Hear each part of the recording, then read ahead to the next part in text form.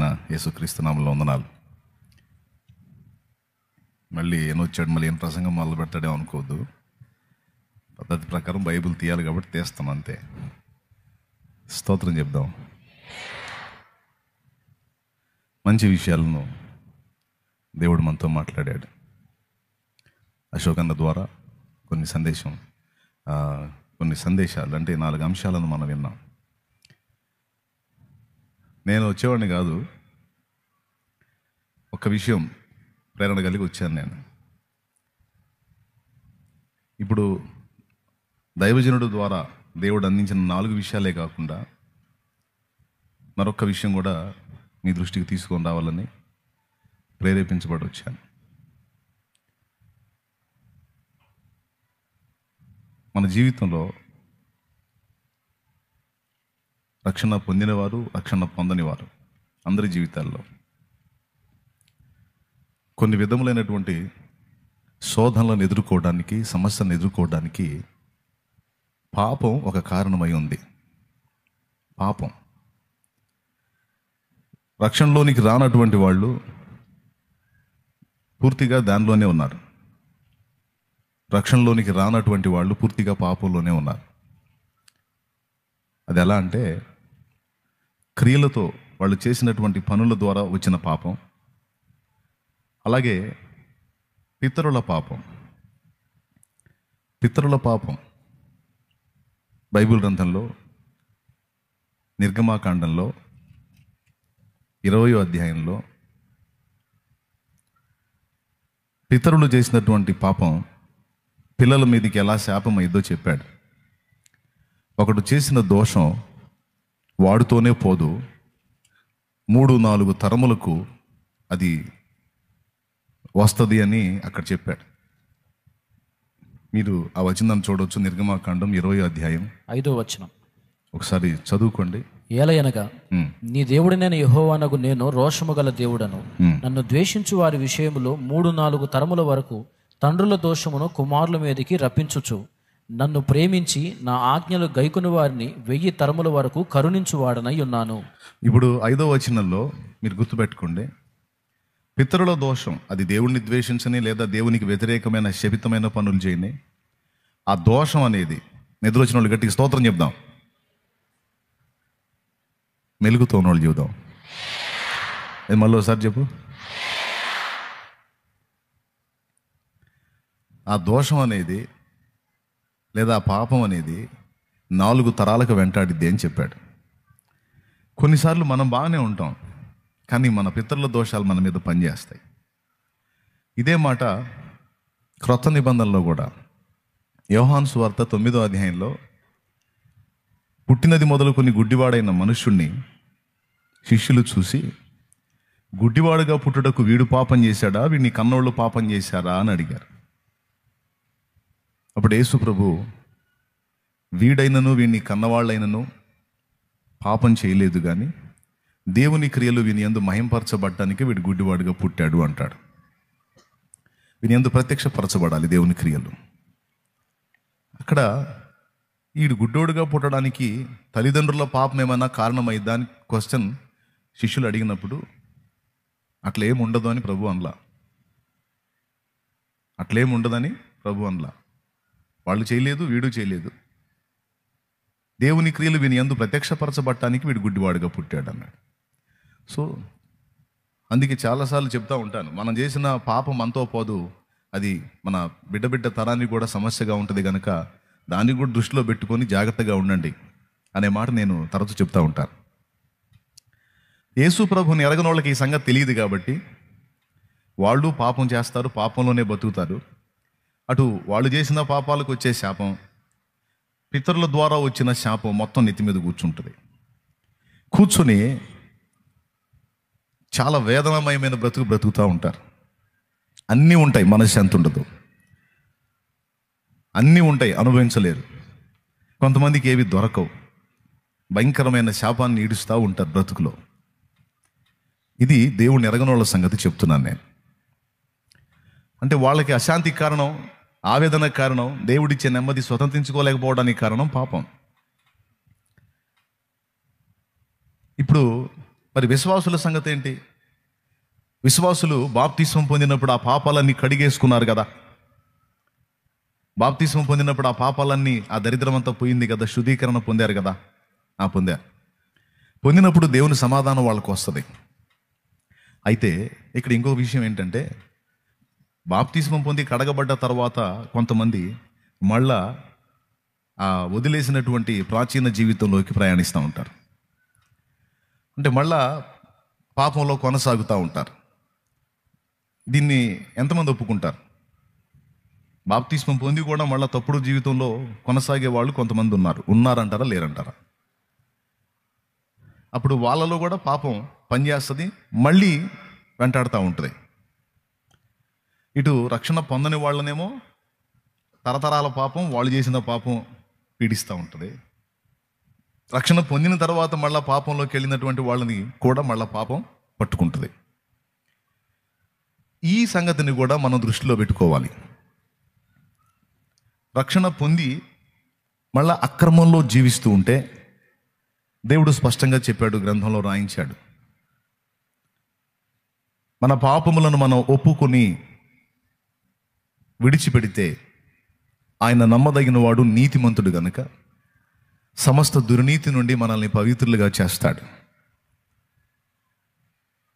ఆయన వెలుగులోనున్న ప్రకారం మనం కూడా ఆయనతో పాటు వెలుగులో నడిస్తే ఆయనతో కూడా మనం అన్యోన్య సహవాసం గలవారం అవుతాం గనుక అప్పుడు యేసు రక్తము ప్రతి పాపము నుండి మనలను పవిత్రులుగా చేయునని యోహాను రాసినటువంటి పత్రిక, మొదటి పత్రిక, మొదటి అధ్యాయము 7వ వచనంలో ఉంది. 6-7 వచనాల్లో. ఇప్పుడు ఏం చేయాలి? రక్షణ పొంది మళ్ళా పాపంలో బ్రతుకుతున్నోడు ఏం చేయాలి? దాన్ని విసర్జించాలి. ఆయన వెలుగులోనున్న ప్రకారం వెలుగులోకి రావాలి. అంతేగాని చీకటి క్రియలు చేస్తా చీకట్లో బతికేసి ఆయన ముందుకు రావడానికి ఇష్టపడకపోతే వాడు పంది. లేదంటే పంది అంటే మరీ వికారంగా ఉందంటే గేదె అనుకోండి. గేదె బురదగుంట అయినా సరే, ఎండ తగిలిందంటే ఎండకు పోయి బురదగుంట్లో పడిద్ది గేదె. పంది అంతే. ఎంత ఎండైనా సరే గొర్రె బురదలోకి దిగదు. కర్మగాలి దిగిందా అల్లాడిపోయిద్ది. కర్మగాలి పడిందా, దిగటం అయితే జరగదులే కానీ కాలు జారి పట్టం అయితే జరుగుతుండొచ్చు. కానీ అందులో మాత్రం ఉండటానికి ఇష్టపడదు గొర్రెపిల్ల. కానీ పంది ఒకటి, గేదె ఒకటి దిగిని అంటే మన రాళ్ళు తీసుకొని కొట్టిన రావు ఒడ్డుకి, అందులోనే ఎంజాయ్ చేస్తుంటాయి. మీకు తెలుసు కదా. కాబట్టి ఆయన వెలుగులోనున్న ప్రకారం మనం కూడా ఆయన వెలుగులోకి వచ్చి పాపాన్ని అసహించుకొని, ఎవరెవరు ఎక్కడెక్కడ ఏమేం చేస్తున్నారో నాకు తెలియదు, రహస్యంలో ఏం చేస్తున్నారో పబ్లిక్గా ఏం చేస్తున్నారో నాకు తెలియదు. పేరుకైతే రక్షణ పొంది దేవుని మార్గంలో ఉన్నట్టుగా ఉన్నారు, కానీ పర్సనల్ లైఫ్లో, వ్యక్తిగత జీవితాల్లో ఎక్కడో చోట మురికి కొనసాగుతానే ఉంది. మురికి ఉన్నంత వరకు ఆ దుర్గంధం వెంటాడుతూనే ఉంటుంది. ఏమంటారు? బురద సువాసన వచ్చిద్దా, అత్రవాసన వచ్చిద్దా? ఏమంటే ఎప్పుడన్నా బురద పూసుకొని అబ్బా ఎంత బాగుందో అని ఎప్పుడన్నా అనుకున్నారా మీరు? బురద గబ్బే, చండాల పోసన. అది మనకి అంటుతున్నంత వరకు దాని తాలూకు ఫలితం మనల్ని వెంటాడుతూనే ఉంటుంది. ఎంతమందికి అర్థమవుతుంది? చేతులు ఎత్తండి. మనం ఏముందలే అనుకుంటే ఏముందలే అని వదిలిపోదు. అది ఏముందలే అని వదిలిపోదు. అది మన ఒంటి మీద ఉన్నంత వరకు ఆ వాసన కంటిన్యూ అవుతానే ఉంటుంది, దాని తాలూకు ఫలం. ఇప్పుడు ఆ గలీజ్ అనుభవం పోవాలంటే ఏం చేయాలి? ముందు దాన్ని కడిగేసుకోవాలి. కడిగేసుకోవాలంటే ఏం చేయాలి? యేసయ్య రక్తం దగ్గరికి రావాలి. యేసయ్య రక్తం దగ్గరికి రావాలి, ఒప్పుకోవాలి, మారు మనసు పొందాలి. నాకు ఇష్టం లేదు తండ్రి, ఈ దరిద్రం, ఈ గలీజ్ నాకు వద్దు ప్రభువా అని పశ్చాత్తాపడి మారు మనసును ప్రకటించి ప్రార్థన చేసి ప్రభు ముందు క్షమాపణ వేడుకొని ఆ గలీజ్ అంతా కడిగేసుకోవాలి. ఇది రక్షణ పొందినోడికి చెప్తున్న మాట. అప్పుడు దాని తాలూకు ఫలితాలు ఏవైతే నీ మీద పనిచేస్తున్నాయో, నీ ఇంట్లో పనిచేస్తున్నాయో అవి పోతాయి. సమస్యలు అనేవి, శోధనలు అనేవి, రోగాలు అనేవి, ఇరుకులు అనేవి, ఇబ్బందులు అనేవి అన్నీ ఒకే కారణం చేత రావు. ఈ కారణం చేత కూడా వస్తాయి. మనకు పైత్యం ముదిరి నశనానికి అంటుతున్నప్పుడు మనల్ని లైన్లోకి తీసుకొని రావాలంటే మరి గుచ్చాలి. మనం చేసిన పాపం తాలూకు ఫలితాన్ని మనకు కొంచెం అందిస్తే అప్పుడు దిగిద్ది నిష. ఏమన్నా అర్థమవుతుంది నేను చెప్పేది? చేసినవన్నీ కడిగేసుకుంటూ వెళ్ళిపోతే చేసుకుంటూ వెళ్ళిపోతుంటాం మనం. అందుకని ఏం చేస్తాడు తెలుసా, కొన్నిసార్లు ఆ చేసిన దాని తాలూకు పట్టి నెత్తిన పోస్తాడు, కాస్త అనుభవించాలి. అప్పుడు బాగుంటుంది అన్నమాట. అప్పుడు బాగుంటుందా? భలే ఉంటుందా? నేను చేస్తున్నాను, చర్చికి పోతున్నాను, ఏదో దేవుడికి ప్రార్థన చేస్తున్నాను, వస్తున్నాను, అయిపోయిందిలే అనుకోవద్దు. అది మనల్ని వెంటాడిద్ది. మళ్ళా ఆ బురదలో పొర్లాటానికి కాదు మనల్ని దేవుడు పిలిచింది, రక్తంతో కడిగింది. మనం పవిత్రులమును, పరిశుద్ధులమును, నిర్దోషులమును, నిష్కళంకులమై బ్రతకటానికి దేవుడు మనల్ని కడిగాడు, కానీ మళ్ళా మురికిలోకి పోవడానికి కాదు. నిర్దోషమైన గొర్రెపిల్ల రక్తము వంటి యేసు రక్తము మనల్ని కడిగింది. ఇప్పుడు మన స్వభావం మారాలి, గొర్రెపిల్ల స్వభావం. బురదను అసహించుకునే లక్షణం రావాలి, కానీ బురదను ఎంజాయ్ చేసే లక్షణం రాకూడదు. బురదను ఎంజాయ్ చేసే తత్వం ఒకవేళ మనం కలిగి ఉంటే ఆ బురద తాలూకు ఫలితాన్ని కూడా మనం అనుభవించాల్సి ఉంటుంది. ఇందువల్లనే మీలో అనేకులు బలహీనలు, రోగులై ఉన్నారు. చాలామంది టపా కట్టేస్తున్నారంటే అర్థం అదే. కాబట్టి మనందరం రక్షణానుభవంలోకి వచ్చిన తర్వాత కూడా శోధించబడుతున్నాము, శ్రమ పొందుతున్నాము, ఆశీర్వాదాన్ని అనుభవించలేకపోతున్నామంటే ఎక్కడో రాంగ్ బటన్ నొక్కుతున్నాం, ఎక్కడో దేవునికి ఇష్టం లేని పనులు చేస్తున్నాం. అవి చూసుకొని వాటిని విసర్జించి మారు మనసు పొంది యేసు రక్తాన్ని ఆశ్రయించాలి. ఇది రక్షణ పొందిన వాళ్ళకి. ఇక రక్షణ పొందకుండా ఇక్కడే కూర్చొని ఇంతవరకు మారు మనసు లేకుండా, బాప్తిస్మం అంటే ఏంటో తెలియకుండా, ఆ లోక సంబంధమైన క్రియల్లో, ఆ పాపంలో, ఆ శాపంలో, ఆ తరతరాల పితరుల పాపంలో కూడా కొనసాగుతున్న వాళ్ళకి మరో హెచ్చరిక.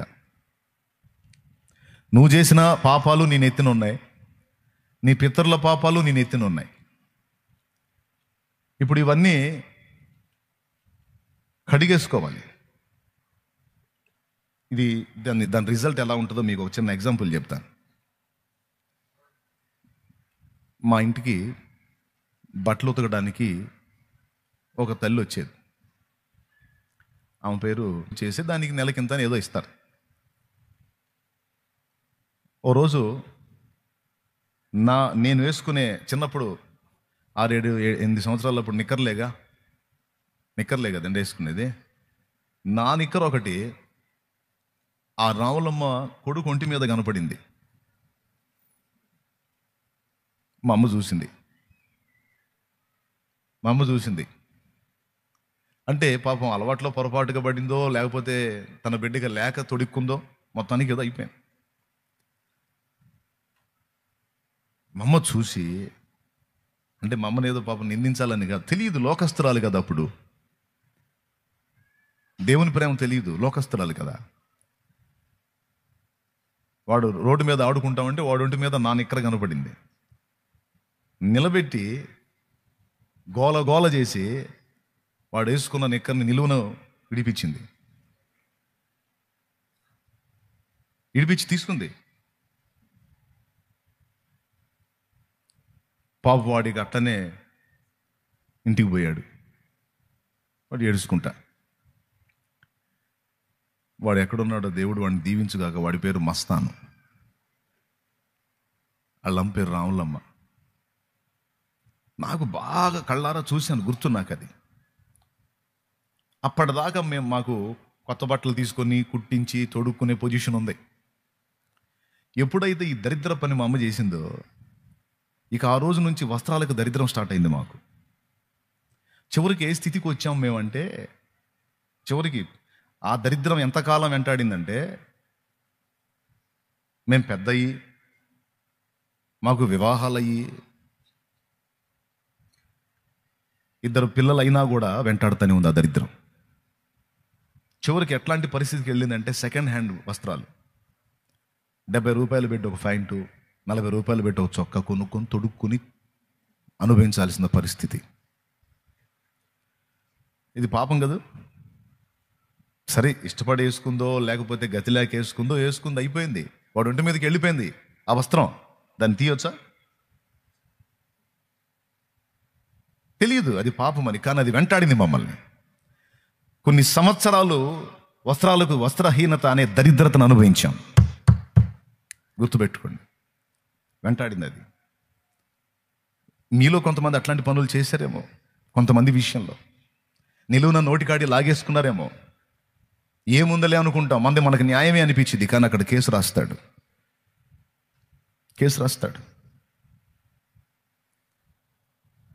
ఆశ్చర్యం చెప్పనా, చాలా సంవత్సరాల క్రితం ఆ మస్తాన్ అనేవాడు పెరిగి పెద్దయి నాకు కనపడ్డాడు. వాడు నంబర్ 1గా ఉన్నాడు, వాడు జంజావృతంగా ఉన్నాడు, బాగా దీవించబడ్డాడు వాడు. చివరికి ఎవడో తొడుక్కొని వదిలేసిన వాటిని డబ్బులిచ్చి కొనుక్కొని తొడుక్కునే అధోగతి మాకు పట్టింది. మీరు ఊహించండి, ఇది చిన్న విషయం అంటారు ఇది. అందుకే చెప్తున్నా, మనం చేసే పాపాలు ఏముందిలే అయిపోయినాయిలే అనుకుంటాం, మొత్తం కేసులు రాసి ఉంటాయి ఆడ. మరి ఇప్పుడు ఈ దరిద్రత ఎప్పుడు పోయిందయ్యా మాకని అడగండి. ఈ శాపం ఎప్పుడు పోయింది, ఈ పాపం ఎప్పుడు పోయింది అంటే, మారు మనసు పొంది పాప క్షమాపణ నిమిత్తమైన బాప్తిస్మం పొంది యేసు రక్తములో పాపాలు కడిగేసుకున్నాం చూడు, అప్పుడు పోయింది ఈ శాపం.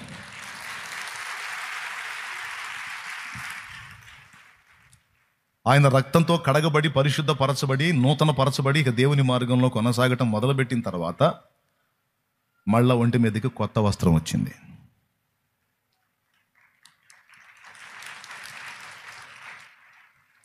కావాలని మీకు ఇది గ్రహింపు ఉండాలని చెప్తున్నాను నేను. జాగ్రత్త. వస్త్రాలు లాగేసుకుంటారు, ఆహారం లాగేసుకుంటారు, కొంతమంది మీద నిష్కారణపు నింద వేస్తారు. ఏముంది, నలుగురు అనుకున్నారు నేను కూడా అంటే పోయిద్ది, వాళ్ళే పోతారని. ఇవన్నీ మనం చేసిన క్రియలన్నీ కూడా మనల్ని వెంటాడతాయి, నీడలాగా వెంటాడతాయి. వాటి ఫలితాలు మనం అనుభవించాల్సి ఉంటుంది. ఇక్కడ ఉన్నోళ్ళు ఇంకా ఎవరైతే మారు మనసు పొందలేదో, బాప్తిస్మం పొందలేదో, క్రీస్తు రక్తంలో కడగబడలేదో ఒకసారి ఆలోచించుకోండి. విధవరాండ్రని ఎగతాళి చేసేవాళ్ళు. నాకు తెలిసిన ఒక ఆమె ఉంది. ఆమె దేవుణ్ణి నమ్ముకున్నామే అనుకోని రీతిలో ఆమె భర్త చనిపోయాడు. పల్లెటూరులో పొలాలకి వెళ్తారు కదా, ఆటో వేసుకొని పొలాలకి. పాపం ఆమె కూడా పొలం పనికి వెళ్తా ఉంది. ఒక ఆటో నిండా జనం ఎక్కారు, ఆటో బయలుదేరింది, పాపం ఏమి ఎదురెళ్ళింది వాళ్ళకి. వెంటనే ఆటోలో ఉన్న ఒక ఆమె ఈమెకి వినబడేటట్టు, ఏడ తయారవుతారు మా కర్మకి, శుభమా అంట మేము పొలం పనికి పోతుంటే ఈ ముండమోపిది ఎదురొచ్చిందని ముఖం మీద అనేసాను. సిగ్గుండొద్దంట, శుభమా అంట బయలుదేరుతుంటే కథ పక్కకు తప్పుకోవాలని తెలియదో. దరిద్ర బతుకులు బై ఆపు. పాడు మొహం ఎదురు వచ్చింది పొద్దున్నే, పాడు మొహందే అని ఆటో ఆపుకొని మళ్ళీ ఇంకొక శకునం చూసుకొని పోయి. మీరు నమ్మండి నమ్మకపోండి, అదే రోజు సాయంత్రానికి ఆమె భర్త ఈ మాట అన్న ఆమె భర్త సాయంత్రం 6:30 అప్పుడు ప్యాస్ పోసుకోవడానికి వెళ్ళాడు వాళ్ళ ఇంటి బయట పక్కకి. పోయినాడు, పోయిన దగ్గరే కూర్చున్నాడు, అయిపోయాడు, చచ్చిపోయాడు. ఒక్క డే కూడా గడవక ముందే విధవరాలు అయిపోయింది ఆమె. పాడు మోకంది ముండమోపిది అన్నది కదా, అన్న మనిషి ఒక్క డేలోనే విధవరాలు అయిపోయింది. చూడండి కొంతమంది పాపం ఎంత తీవ్రంగా పనిచేసిద్దో చూడండి. ఏముందిలే అనుకుంటారు. నేను చెబుతున్నాను, తల్లిదండ్రులు లేని పిల్లల ఉసురు, విధవరాండ్ర ఉసురు. కొంతమంది కళ్ళు లేని వాళ్ళని ఆట ఆడుతూ ఉంటారు, కళ్ళు లేని వాళ్ళని ఆడుకుంటూ ఉంటారు. అది పాపమే. వినపడని వాళ్ళ ముందు వాడికి వినపడదు కదా అని వాడిని తిడతా ఉంటారు. అది పాపమే. పరభాష మనిషి ముందు వాడిని తిడతా ఉంటారు కొంతమంది. అంటే మన భాష వాడికి అర్థం కాదు కదా అని పాపం పరభాష వాడిని తిడతా ఉంటారు. ఇవన్నీ లిస్టు పెడితే ఎన్ని వస్తాయో. అయితే ఇవన్నీ కేసులు కాదనుకుంటాం, మనం సరదాగా కొట్టేస్తాం, కానీ మొత్తం కేసులే. ఇలాగా రక్షణానుభవంలోనికి రాని వాళ్ళు, ఇంకా మారు మనసు పొందని వాళ్ళు, పాప క్షమాపణ నిమిత్తం బాప్తిస్మం పొందని వాళ్ళ మీద ఇట్లాంటివి ఎన్నున్నాయో. మరి ఇవన్నీ ఎప్పుడు పోతాయి? ఈ దరిద్రం అంతా ఎక్కడే దరిద్రం అక్కడే పెట్టుకొని, అరే నువ్వు మారు మనసు పొందయ్యా అంటే పొందకుండా, బాప్తిస్మం పొంది ఆ పాపాలన్నీ కడిగేసుకొని ఫ్రెష్ అవ్వయ్యా అంటే అవ్వకుండా ఏందండి నేను చర్చికి వస్తున్నాను కానీ నాకేందండి, నాకేం మనశ్శాంతి లేదు, నాకేం అంటే ఎట్లా ఎట్లా చేయాల్సినవి ఉన్నాయి, దిద్దుకోవాల్సినవి ఉన్నాయి, ప్రభు రక్తంలో కడగవలసినవి ఉన్నాయి. ఎంతమందికి అర్థమైంది? ఇది అర్థం కాకపోతే ఇంకా అర్థమే లేదు. స్తోత్రం. ఇప్పుడు ఏం చేయాలి? యేసు ప్రభు దగ్గరికి వచ్చిన వాళ్ళు ఏం చేయాలి? పాపాలు ఒప్పుకోవాలి. ఇక ఆ దరిద్రపు జీవితంలోకి వెళ్ళకూడదని తీర్మానం చేయాలి. మారు మనసు పొందాలి, బాప్తిస్మ పొందాలి. బాప్తిస్మ పొందినప్పుడు ఏం జరిగిందో తెలుసా? మనం ఇక యేసయ్య చేతుల్లోకి వెళ్ళిపోతాం. ఆయన తన రక్తముతో మనల్ని నిలువెల్లా కడిగి పరిశుద్ధపరుస్తాడు, నూతన పరుస్తాడు.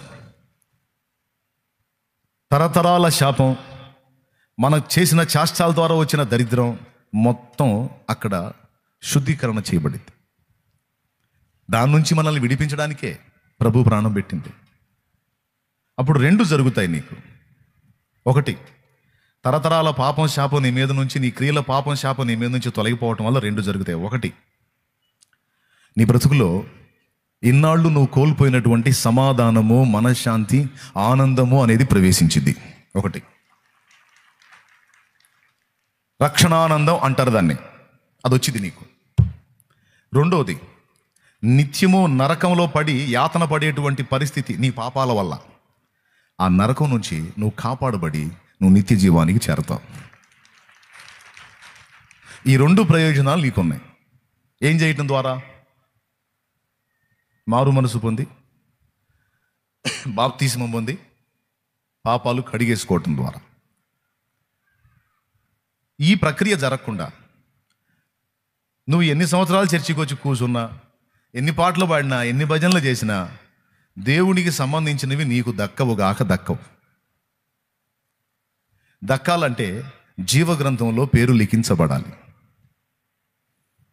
అందరూ పిల్లలు బడికి వెళ్తున్నారని ఒక తల్లి పిల్లాన్ని బడికి తీసుకెళ్ళి వదిలిపెట్టింది, గవర్నమెంట్ బడి. అమ్మా, ఇదిగో దీనికి ఇంత కొంచెం కట్టాల్సి ఉంటుంది మొదటిగా. మరి ఎంత? ఒక 100 రూపాయలు ఏమో కట్టాల్సి ఉంటుంది. అది కడితే అబ్బాయి పేరు రిజిస్టర్లో రాస్తామన్నారు. 100 రూపాయలు ఎందుకండి? 100 రూపాయలు పిల్లగాడు ఏదో అలవాటు పడతాడని తెచ్చి వదిలిపెడతంటే అంది. సరే అట్టయితే కూర్చోబెట్టు అన్నాడు. ఇక వాడు రోజు బడికి పోతున్నాడు పలక తీసుకొని పద్ధతిగా. చెప్పాలంటే అందరికంటే బాగా చదువుతున్నాడు వాడు, అందరికంటే క్రమంగా వెళ్తున్నాడు బడికి, చాలా క్రమశిక్షణగా ఉంటున్నాడు. వాడు చదివే క్లాసులో వాడే మెరిట్ అట్టున్నాడు. రోజు గవర్నమెంట్ వాళ్ళు పిల్లలకి బట్టలు, కొన్ని వస్తువులు, కొన్ని తినే పదార్థాలు ఆ స్కూల్లో ఉన్న పిల్లలందరికీ శాంక్షన్ చేశారు. ఆ రోజు పిల్లలందరూ బడికి పోయి ఆ సరుకులు, ఆ కవర్ల నిండా ఆ బట్టలు, ఆ వస్తువులు, ఆ తినుబండారాలు అవన్నీ ఒక్కొక్కడు 3-4 సంచులు తీసుకొని పోతున్నారు హుషారుగా ఇంటికి. వీడు మాత్రం పలక సంఖలో పెట్టుకొని వచ్చాడు ఏడుచుకుంటా. వాళ్ళ అమ్మ బట్టలు ఉతుక్కుంటా చూసింది.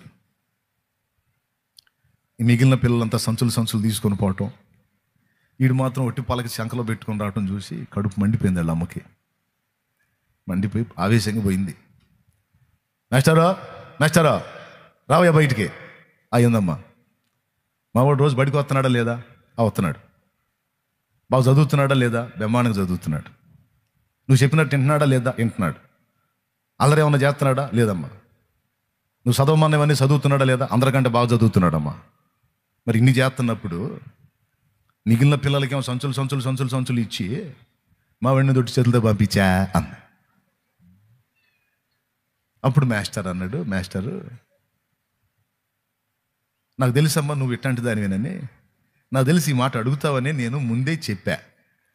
అమ్మా, అబ్బాయి పేరు రిజిస్టర్ చేయాలి, అబ్బాయి పేరు రిజిస్టర్లో రాయాలి, దాన్ని కొంచెం కట్టమన్నా. నువ్వేమన్నావు? ఊరకు అలవాటు పడతాడని అన్నావు. మీ అబ్బాయి క్రమంగా బడికి వచ్చినా, మీ అబ్బాయి బాగా పాఠాలు అప్పచెప్పినా, ఇది మనోళ్ళు చర్చికి వచ్చినట్టు అర్థమైందా? మనోళ్ళు బాప్తీసం పొందిన వాళ్ళ కంటే పొందిన వాళ్ళు క్రమంగా వస్తుంటారు చర్చికి. ఏంది మీ అబ్బాయి బాగా పాఠాలు అప్పు చెప్పిన, ఏది మనోళ్ళు పాటలు పాడినట్టు బాప్తీసం పొందకుండా తెగబాడుతుంటారు పాటలు. మారు మనసు పొందకుండా బాప్తీసం పొందకుండా ఎంత బాగా పాడినా, మీ అబ్బాయి ఎంత చక్కగా అల్లరి చేయకుండా కూర్చున్నా, రిజిస్టర్లో పేరు లేనప్పుడు ప్రభుత్వం వారు అందించినవి నీ బిడ్డకు దక్కవు. వాస్తవమే అది. అలాగే దేవుడు చెప్పిన పని చేయకుండా, మారు మనసు పొందకుండా, పాపక్షమాపణ నిమిత్తం బాప్తీసము పొందకుండా ఎంత క్రమంగా చర్చికి వచ్చినా, ఎంత బాగా పాటలు పాడినా, ఎంత బాగా స్తుతులు చెప్పినా, జీవగ్రంథములో పేరు లిఖించబడకపోతే దేవునికి సంబంధించినవి నీకు దక్కవు.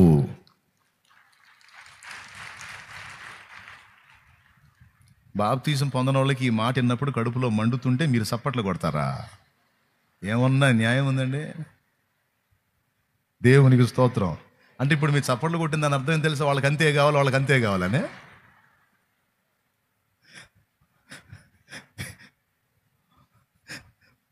అంటే మీ ఫీలింగ్ నాకు అర్థమైంది. కాకపోతే మరి బాప్తీసం పొందకపోతే అట్ట పొందాలి, పొందకపోతే అంతే అయిద్దని చప్పట్లు కొడుతున్నారు మీరు.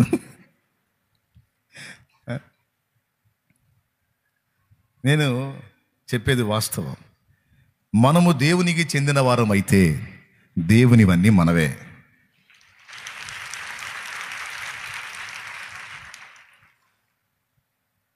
ఇప్పుడు అనిల్ అంబానీ ఇంకొక ఆయన ఎవరు ఉన్నాడు కదా, బాగా సౌండ్ అంట కదా, అంబానీ. లేకపోతే నేనే ఉన్నాను అనుకోండి, ఓ ధనవంతుడు ఉన్నాడు.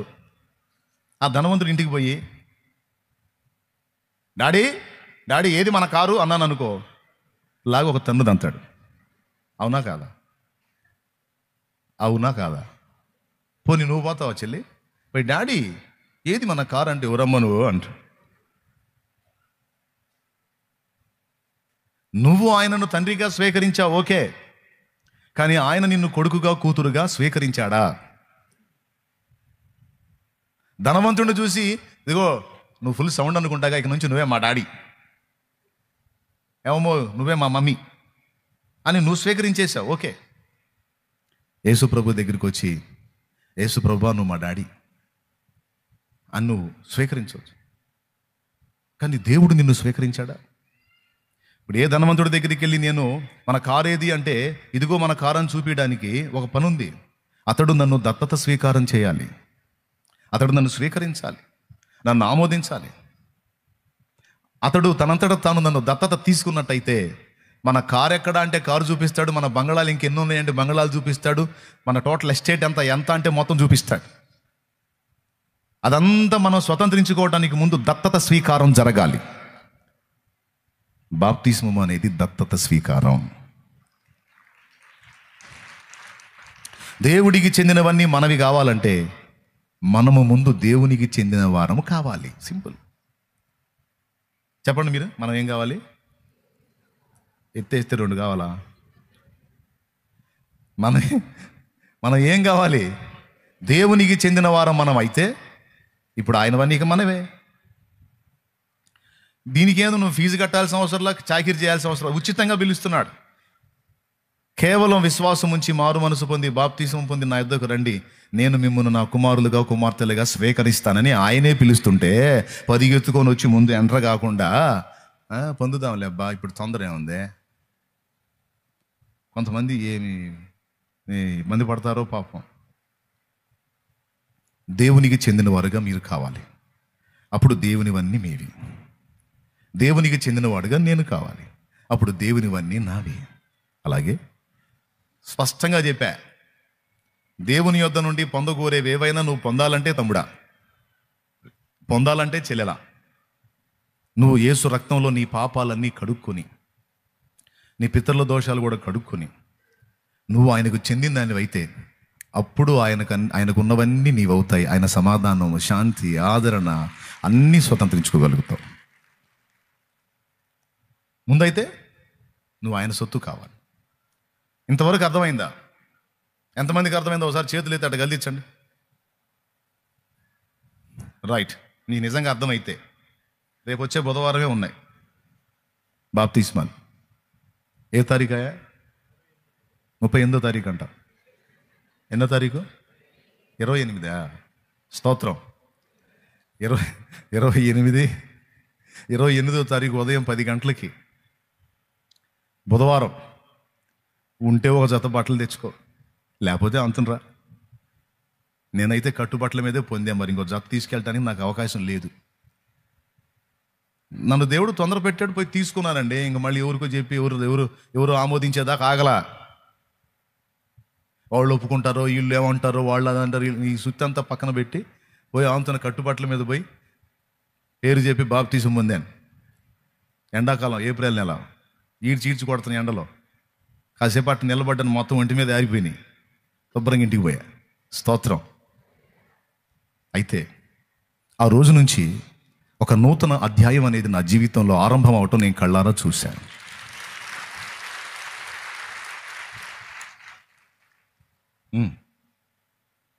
ఆ ఆనందాన్ని ఆ రోజు నుంచి ఈ రోజు దాకా, ఆ రక్షణానందాన్ని అనుభవిస్తానే ఉన్నా.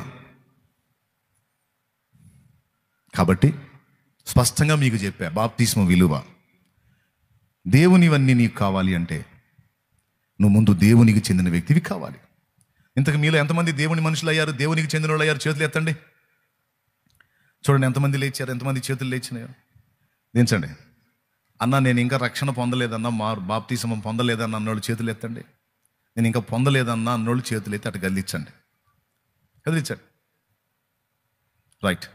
ఇప్పుడు నీకు స్పష్టంగా చెప్పా, ఇంతకుముందు చేతులు ఎత్తిన వాళ్ళలాగా నీవు కూడా దేవుని సంబంధమై చేతులు ఎత్తున్నట్లు త్వరగా నీవు మారు మనసు పొంది రక్షణకు సిద్ధమవు.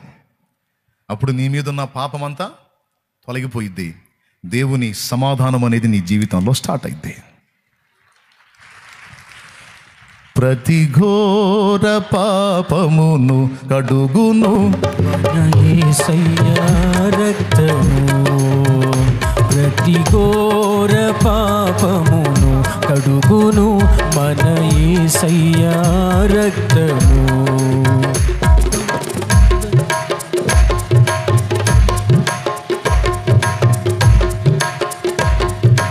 తప్పించెను. చాలు, చాలా కష్టపడ్డారు. భలే పాడారు, అసలు బయటికి కనపడకుండా పాట పాడితే అటు ఇంతలా హాల్లో గోలబొట్టదు. మీరు బయటికి రాకుండా పాడటంలో మంచి ప్రావీణ్యం పొందారు. స్తోత్రం. ఈ 2 సంగతులు గుర్తుపెట్టుకోండి. రక్షణ పొందిన వాళ్ళు మళ్ళీ మీ మీద పాపపు మరకలు అంటుతున్నాయేమో చూసుకొని వాటిని కడిగేసుకోండి ఎప్పటికప్పుడే, ఏ రోజుకు ఆ రోజే. ఎందుకంటే ప్రాణం పోకడా ప్రభు రాకడా మనం ఎరుగము గనుక ఎప్పటికప్పుడు ఫ్రెష్గా ఉండాలి. ప్రతి ఉదయం ప్రతి సాయంత్రం దేవుని ముందు దోషములు ఒప్పుకొని సరిదిద్దుకొని శుద్ధీకరణ పొందాలి. ఓకే, ఎప్పటికప్పుడు క్లియర్గా. ఏ క్షణాన నా ప్రాణం పోయినా సంతోషంగా వెళ్ళిపోవాలన్నట్టు ప్రిపేర్డ్గా ఉండాలన్నమాట. ఎవరిల్లు? రక్షణ పొందినోళ్ళు. రక్షణ పొందినోళ్ళు తప్పనిసరిగా రేపు వచ్చే బుధవారం బాప్తిస్మానికి సిద్ధపడండి. నా ధర్మం నేను చెబుతా, వినకపోతే వాళ్ళ కర్మ, నాకు సంబంధం లేదు. అయితే చెప్పేది వైనంగా చెప్పాలి కాబట్టి వైనంగా చెప్పా. మీకు బాగా అర్థమైందని నేను అనుకుంటున్నా. ఇక ఇంతకు మించి మిమ్మల్ని ఇబ్బంది పెట్టదలుచుకోలేదు. ఇంకా లేండి.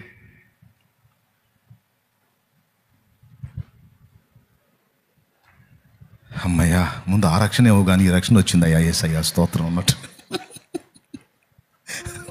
ప్రశాంత్, దేవునికి స్తోత్రం కలుగు. లేండి.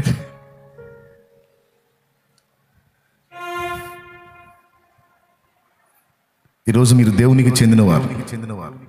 బాప్తిస్మం పొంది ప్రభు రక్తంలో కడగబడిన పరిశుద్ధులారా, మీరు దేవునికి చెందినవారు.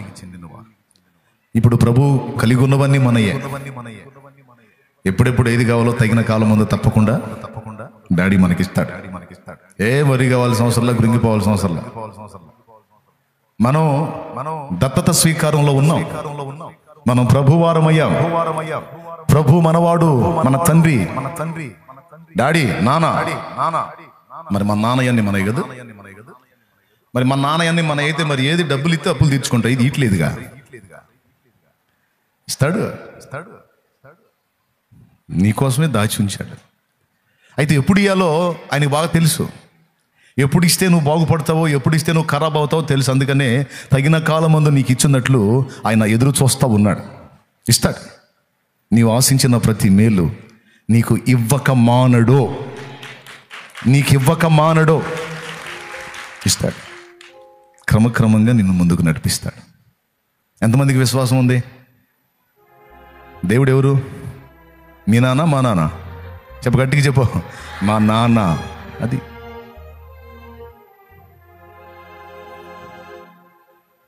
ఇప్పుడు నువ్వు కోట్లకు పడగలెత్తిన కోటీశ్వరుడు అయినా, మీ అబ్బాయి 10 ఏళ్ళోడు ఒక 1000 రూపాయలు అడిగి తిస్తావా? ఒరే నా దగ్గర కోట్లు ఉన్నాయిరా, 1000 అంతా తీసుకుపో అంటావా? నువ్వు కోట్లకు పడగలెత్తినోడు అయినా సరే అబ్బాయి 1000 అడిగి తీయవు. ఆడి 10 ఏళ్ల వయసుకి ఆ 10 రూపాయలు ఎక్కువ. వయసును బట్టి ఇస్తావు. అదే వాడు ఎదిగి ఒక స్థాయికి వచ్చిన వాడైతే తాళమే తీసుకొచ్చి వాడి చేతికి ఇస్తాం.